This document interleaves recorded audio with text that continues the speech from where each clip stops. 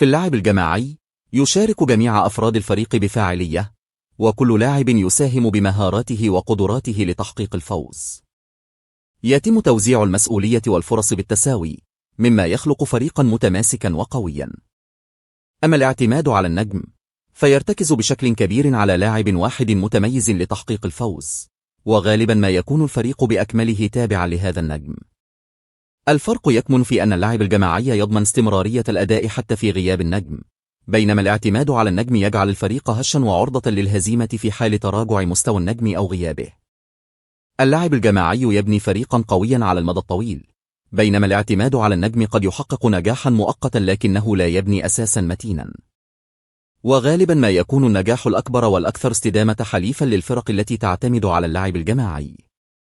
وخير مثال على ذلك فوز منتخب 53 في كأس العالم.